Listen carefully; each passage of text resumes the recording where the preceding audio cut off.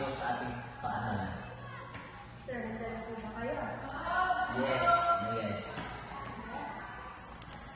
Unang tanong, paano makakatulong ang paggamit ng Pilipino sa pagtuturo ng iba't ibang asignatura upang sa mabuting pagtuturo ng mga mag-aaral? Para sa akin, nagturo ako ng agham at mas mabisang maintindihan sa ating mga estudyante pag nagamit ako ng wikang Filipino kasi mas madali nilang maiugnay sa kanilang sariling buhay. At madali nilang maintindihan kung ano ang mga konsepto ng agham base sa mag-relate nila sa kanilang hanay sa buhay. So, yun, sa paraan ngayon, mas madaling ma-iimbag yung kaalaman nila pag naggamit tayo ng sariling wika, ang wikang Filipino. Pangalawang tanong, ano ang mga pangunahing kalakasan ng Pilipino bilang wikang pagturo sa paaralan? So para sa akin, ang pangunahing kalakasan bilang gumagamit tayo ng wikang Filipino at para mas madaling maunlad ang kanilang pag-unawa sa kanilang kaalaman. Pangatlong tanong, ano naman ang mga kahinaan o limitasyon ng paggamit ng Filipino bilang wikang pagturo? Para sa akin, bilang nagturo ng agham dito sa ating paaralan, isa sa mga limitasyon bilang gumagamit ng wikang Filipino sa pagtuturo ay yung gumagamit ako ng mga termino na kailangan ko pang ipaintindi sa kanila kung ano ba ang kaibahan ng termino sa wikang Filipino at sa termino sa wikang Ingles.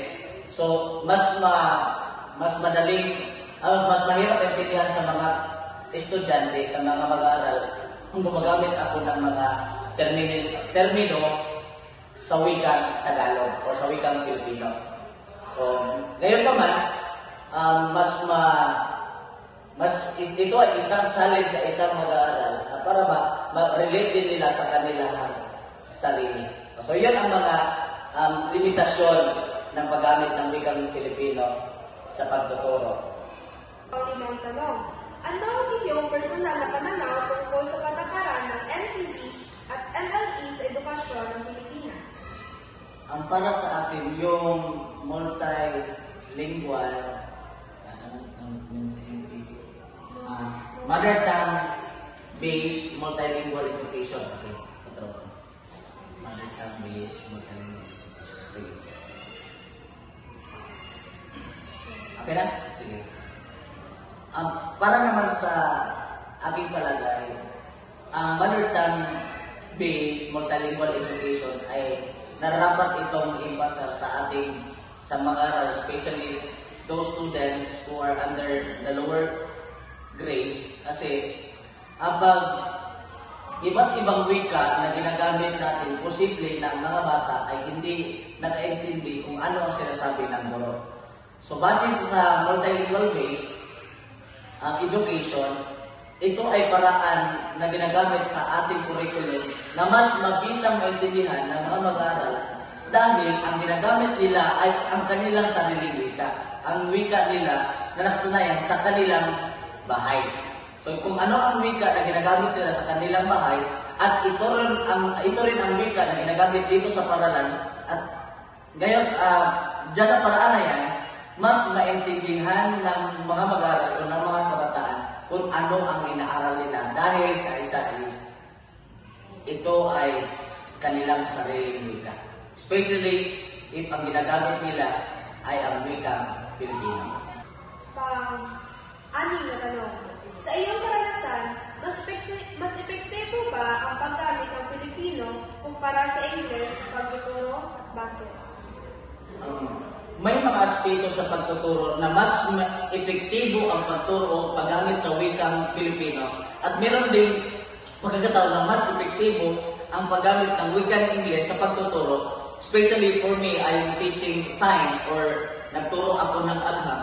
Diba, kanina, isa sa mga limitasyon sa pagtuturo na paggamit ng wikang Filipino ay yung mga termino na gagamitin. So, merong mga circumstances na mas mabisang gamitin ang wikang English dahil ito ay mas madaling maintindihan o mas madaling maunawaan ng mga estudyante dahil ito ay basic term sa salitang English. But kung ang gagamitin ko naman ay ang wikang Filipino, meron din mga circumstances during our class na mas maintindihan nila ang wikang Filipino. So, ngayon, para din sa akin, merong mga aspeto lang na mas mabisa din na gumagamit ng ating wikang Filipino sa pagtuturo dito sa ating paralan.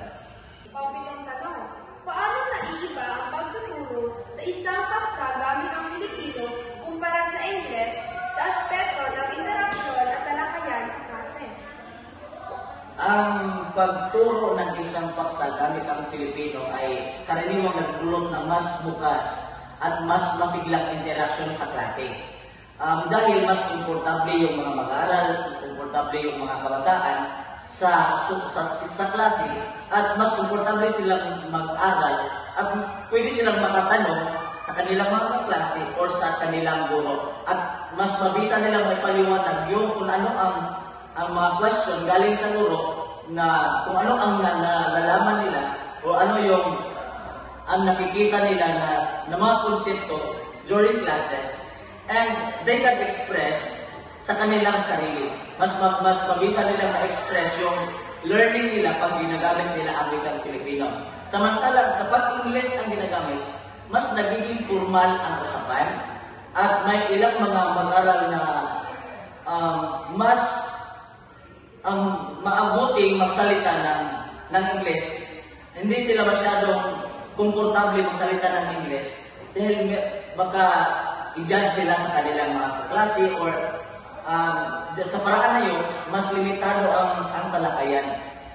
At ngayon pa man, nakakatulong din ang English sa paghasa ng kasaysayan, especially sa international na mga komunikasyon at pagbasa ng mas maraming sanggunian o mas maraming asignatura. So, ang English at Filipino, ito ay nakakatulong sa mas mabisang interaksyon sa klase in different aspects sa pagtuturo. Pangwalong tanong, ano ang pinakamalaking hamon sa inyong naranasan sa pagtuturo gamit ang iba't ibang wika sa pagtuturo? Sa aking karanasan, ang pinakamalaking hamon sa pagtuturo gamit ang ating sariling wika, which is ang wikang Filipino, ay ang pagsasalin at pagpapaliwanag ng mga teknikal na termino. Base sa aking karanasan, nagturo ako ng agham. So, yung pagpaliwanag ng iba't ibang termino, yun ang mas malaking hamon para sa aking sarili kung paano ko mailimbag yung kaalaman na yun tungo doon sa mga estudyante.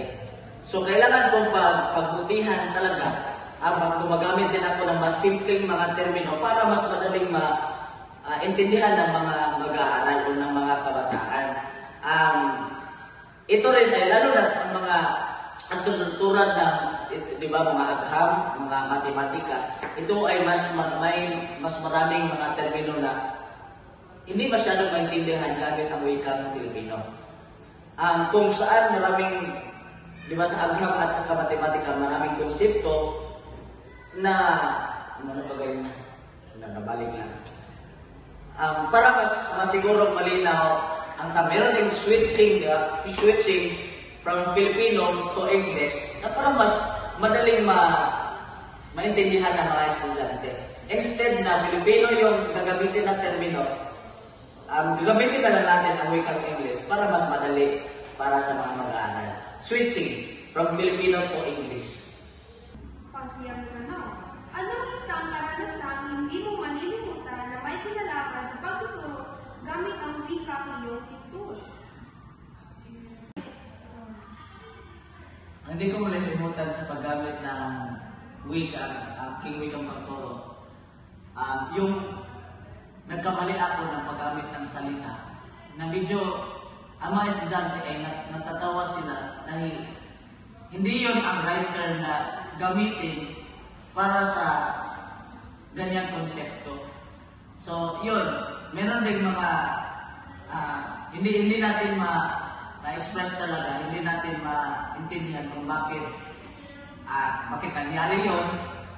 So, by that, yun siguro ang hindi ko malimutan na medyo natawa ang mga estudyante dahil hindi yun ang dapat na salita na pwedeng gamitin sa aking pagturo. At panghuling tanong, ano ang mga posibleng hakbang upang mapahusay ang paggamit ng Filipino sa pagtuturo nang hindi sinasabi ang kahalagahan ng Ingles? Ang para sa akin, ang mga hakbang na pwede natin gamitin para mas makamit natin ang mahusay na paggamit sa wikang Filipino bilang pangturo at hindi isinasantabi ang wikang Ingles ay una, mas mabuting gumamit ng mas malinaw na pagsalin at para mabigay ng katumbas na terminong Ingles para sa mga technical na termino.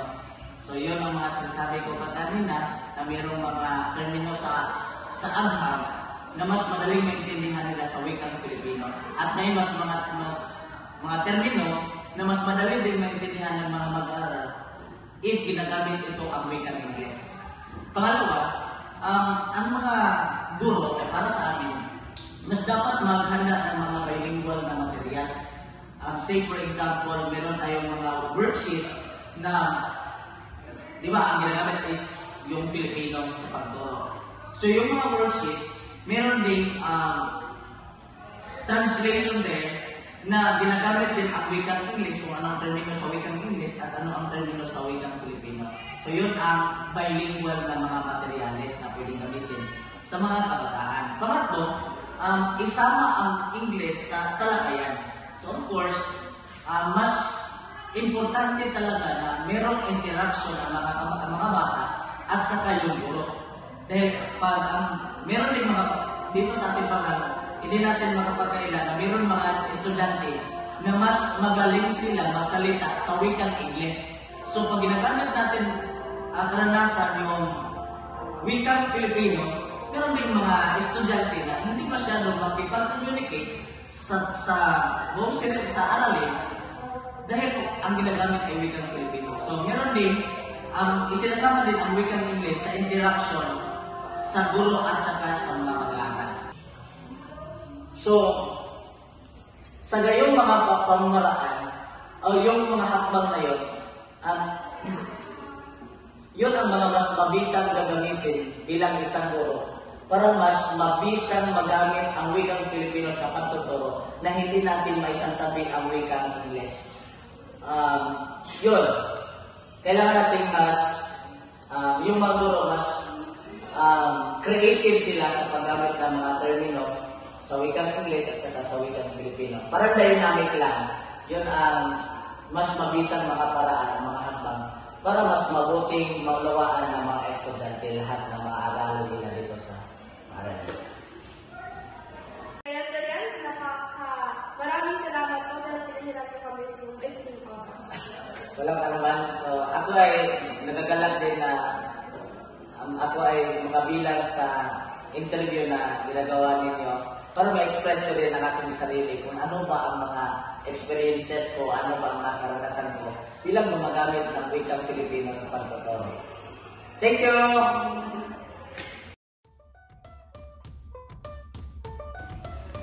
Rolling. Panghuling tanong. Rolling. At panghuling tanong, ano ang mga posibleng hakbang upang mapahusay ang paggamit ng Filipino sa pagtuturo ng hindi Say. Abangan nyo ang susunod. Sir, So, dahil